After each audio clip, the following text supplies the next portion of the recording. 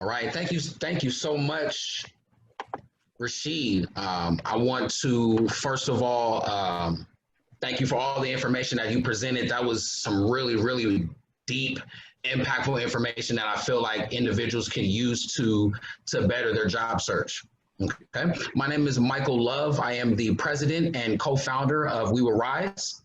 I want to come in and share a little bit of the information that I have and have acquired geared towards interviewing skills.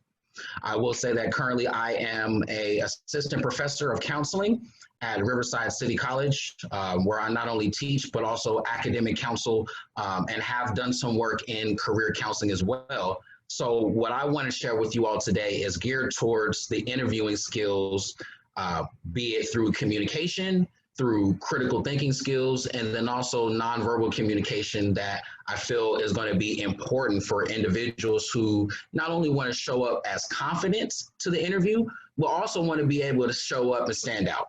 Okay, so these are some of the things, the tips, strategies, tools that I've used, and energy and information that I've gained from some of the people that I respect. And I feel like these are some things that you'll be able to utilize to make sure that you show up and are ready. Okay, so jumping into the first slide, I know that I've heard the old adage that we have two ears and one mouth for a reason. So when I talk about that, is going into having an assessment of your listening skills. And what I mean by that is being able before the interview to understand the listening skills that are strengths for you, and then what are some ones that you can work on to be a little better, a little bit more effective. So this could be listening for facts and details. This could be being aware of your own feelings and biases. This also goes into understanding body language, and as well as listening to understand and not just respond. To me, I feel like that's something that is truly important, and goes missing sometimes, is where individuals are so quick, especially in interviews, which is already a anxiety producing situation. Being able so quickly to listening to respond and not actually listening to understand. And I feel like when we're able to do that, it allows us to think a little bit more clearly and critically. Okay. So also understanding the 4 steps to effective listening is going to be extremely important. And what I mean by effective listening, understanding and being able to avoid any barriers that you have. So some of these may be obvious, any physical barriers or psychological barriers, how you're feeling, but also any environmental barriers. Interviews going on right now are obviously going on through an online format. So being comfortable with that online format, whether it's through Zoom like we're using now, or through Teams or one of the other various online platforms, understanding and being able to be comfortable with that platform, is going to go very far in the way that you come across once you're in the interview. You're going to come off as a little bit more composed and comfortable. Also, being able to use positive nonverbal. Your nonverbal skills are extremely important. What I mean by that, your communication skills, not just what you say, but what you do, your posture, the body language that you give off as well. Also, being able to seek meaning and clarity. I know one thing that I've realized in the interviews that I've been a part of is sometimes some questions may be unclear. And instead of taking a step back and really thinking about those questions and then maybe asking a follow-up question, sometimes we just rush through it. So being able to take a step back, seek meaning and clarity for each question that you're answering, again, is going to allow you to come off as a lot more clear and concise. And lastly, being able to paraphrase and reflect. Again, we want to be as short and succinct, but also be able to give as many details as necessary. And I'll go into a method that I've learned to use a little later. Okay. So next, I want to take a little bit of time to also talk about the nonverbal, because I know that I do believe I heard a saying, the communication is about 80 to 90% nonverbal. And the other part is what you actually say. but we get so many keys into the communication by the body language that person gives off. If you're in an interview and the body language that you see from the interviewees is slouched, is not very positive, is more closed off, that's already giving you a feeling and a vibe that's going to be counterproductive to you being positive, to you being the candidate that they're looking for. So being able to model that body language, to posture, the eye contacts, the facial expressions that truly convey that you're not only interested in the particular questions, but you're also thinking, critically thinking, and thinking to understand and listening, not to just respond. Okay. Again, I can't necessarily see any questions. So if there are any questions being answered, I will get to those at the very end. All right. So then as we continue, I've always told all of my students consistently that I believe that the foundation of education is truly understanding critical thinking. And some of those basic elements of critical thinking and being able to question why. I think that's truly important, and understanding the questions that you ask or that are being asked of you, and then being able to formulate those questions in ways that show that you truly understand what's going on. Okay. So again, when I'm talking about critical thinking, to me, those questions to me were one of the biggest issues that I had to understand. So I know at the end of interviews, normally they will ask, do you have any questions for us? And me being the type of nervous person I am, I was always like, no, I'm good, I'm good. And then talking to some of the mentors that I had, they were telling me like, this is a perfect place for you to show, a perfect time for you to show not only your critical thinking skills, but also how invested that you are into the company and the research that you put in. And I thought about it and I was like, oh, that may be why I wasn't getting the positions that I wanted. So thinking about going into every interview and having done some research, maybe even online, to have an idea not only of the company, but what they're looking for. And then using that information to be able to formulate a couple questions that you can keep in your back pocket. So when you get to that particular point, it not only shows that you've done the research and you have a commitment, but also it's going to show your critical thinking skills as well. Okay. Excellent. Excellent. So I attended a workshop a couple of years back, and they spoke about ways to be not only detail oriented, but succinct. And the way that they spoke about it, I was like, I love the idea. So I came up with a way to give some of that information and how to sail away. So truly what that means, after you show up or after you've done the research, you show up, you're confident, you're ready to go, your nonverbal communication, your body language is matching the positivity that you give in the questions. I feel like after all of that, what you actually say, it truly has to be the best representation of you. So the acronym for SAIL is a way to stay clear and concise while answering questions. So they broke it down into a couple of sections. I want to go over those with you. The first one is S, the situation. So what they say is to be able to set the stage for sharing a related story, anecdote, case study, fact, etc. For every interview that I've been a part of, you'll get a question that goes along the lines of, tell us about an experience that you had where you had a problem at work and you had to troubleshoot, or there was something that went on at work that you had to show your critical thinking skills.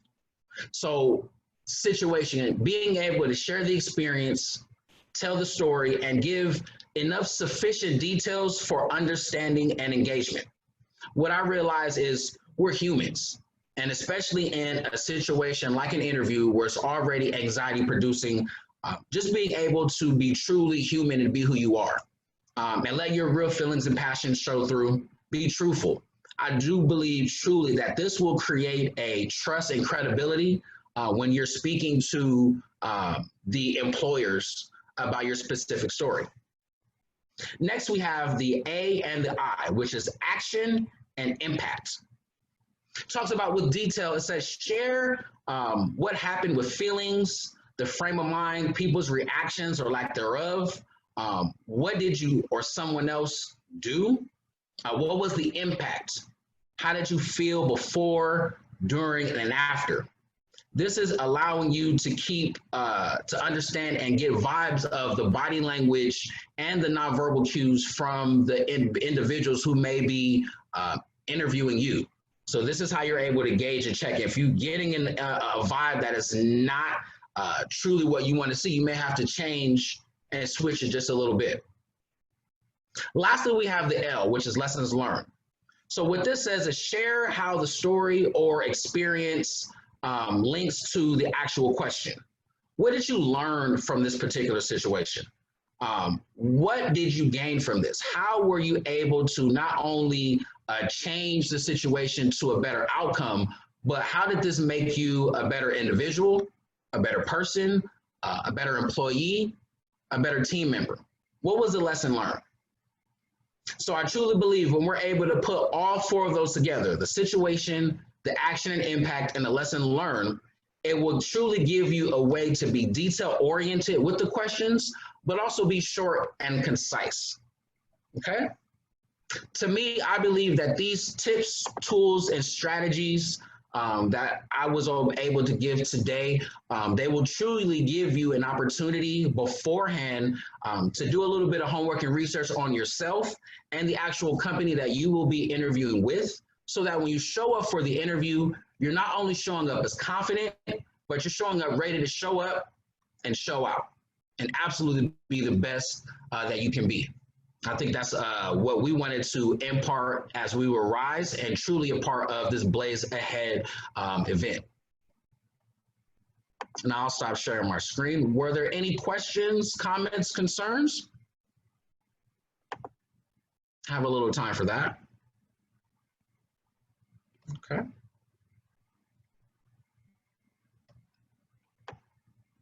So again, I feel like with the energy, with what was brought forth with the job search questions that Rashid was able to bring us before, being able to transition into understanding what you need to do to feel confident going into the interview, I feel like each of these are truly important pieces of the puzzle, so that once you are able to put all of these together, you'll show up to your next interview, like I said, a lot more confident and ready to stand up and show out. All right. Again, I'm going through, taking a look and see if there's any questions out there. If they're not, we're going to keep this thing rolling. Let's see. Okay. So I see a question pop up. What is an example of a good question to ask at the end of the interview? That's a really good one. I like that one. One question that I've been able to keep in my back pocket, it's trying to reflect the information that I've looked on the website. So a lot of times people or companies will show on a particular job posting some of the things that they're looking for, and I'm trying to key in on those words. Whether it be communication skills, whether it be certain qualifications. So one of the questions that I keep in my back pocket is wanting to flip that back on them and truly ask them, well, what are some of the qualifications that you're truly looking for, not only in a potential employee, but someone that you're truly wanting to invest in. And I think that allows the employer to really take a listen to the questions that you've already answered.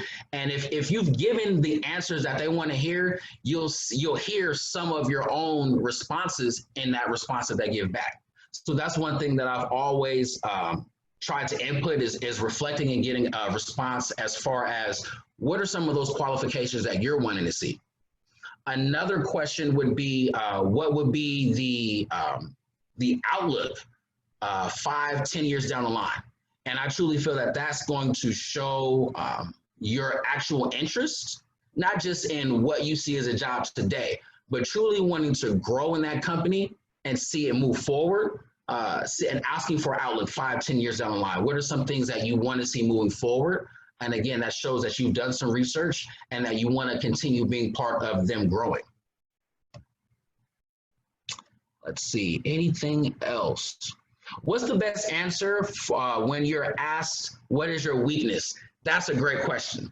And for me personally, I've gotten that a lot, and I've tried to change it because saying weakness, that doesn't even feel right to me. It's not something that we want to talk about. I try to flip it into areas of improvement. So it's always strengths and weaknesses. And I feel most people can talk about things that they're good in very well. It doesn't take a whole lot of thought to do that because you know what things you're strong in. But when it comes to what they say weaknesses, I like to flip it and say areas of improvement. These are some things that I know that I can do, but I want to work to be able to do them better, to be more effective in that way. And again, I say that trying to change it in that way because I feel everyone wants to see improvement. We all know that we're not the most perfect in the most perfect position or the most perfect people that we can be, but there's always room for growth. So I think that goes back to my response and going into what the situation was and being human and letting that me know these are some things that I know that I can do better in and work in a little bit more if I had a little bit more training or a little bit more coaching, etc. So that's one way. I try to change weaknesses and flip that to areas of improvement or ways that I can improve. Online interviewing, that's a very good one because I feel most of what I went over is definitely going to be applicable in this online environment, but I truly feel like we may need to work a little bit harder in understanding the nonverbal and body language cues because it's completely different standing or sitting in front of somebody and being able to really get a understanding and a vibe of the nonverbal cues, the eye contacts, the body language. But when it's in the online format, it's really just based on what we hear and what we can see. So I feel most of what I've gone over is going to be applicable to this online format that we're currently in right now. I think the biggest thing for most people is becoming comfortable with the online format. So I know that this is something that we'll talk about a little later and possibly in next week's session, but being able to understand what the online format is, being able to understand a basic understanding of Zoom, a basic understanding of Teams and some of the other formats that have been used, I think will go a lot in making individuals feel comfortable. And once you're comfortable, I do believe you're a lot more confident. So that's a good question as far as online interviewing, because I truly understand that the comfort level already being in the interviewing process is something that makes people nervous. It builds up a lot of anxiety. And when you go into a space feeling that, you're already not at your best. So changing it in the online environment, I feel for most of us, we're at home. So it's different. I'm not having to physically drive to the job to do the interview there. I can do it from the comfort of my own home. But then I also have to be very cognizant of the body language that I'm putting out. And because I'm comfortable, I want to make sure that I'm coming off not just comfortable, but confident. So that was a very good question. Key thing to remember to do if I'm asked to do a video interview. A key thing to remember, what I would say is backgrounds. Understanding when we're in our home, we're in our home is comfort. So for me, when I talk about, and this is a segue, but I talk to my students about studying in an uncomfortable, comfortable space. And it's hard for me to do it at home because I'm so keyed in on what's going on in the background. I may be watching ESPN or I may be focusing on what I'm going to eat for lunch. So understanding that, yes, doing it in a video format allows us to be at home, but still understand that this is a professional setting and we have to change the mind frame. Yeah, I'm at home, but this is something for the profession, because we all realize that this online format is not going to go on but for so long. It's not going to be a forever thing. We will be back face-to-face and in the job format at some point. So understanding how we're able to use the technology now will definitely help us moving forward, but we will be going back to a face-to-face at some point. Okay. Any other questions that I see? All right. Well, if I don't see any other questions, I definitely want to to thank you all for attending. I truly feel that there was something, whether it be a tip, a strategy, a tool that you'll be able to utilize, like I said, for when you go into that next interview, not only to be confident, but to be there, stand up and stand out.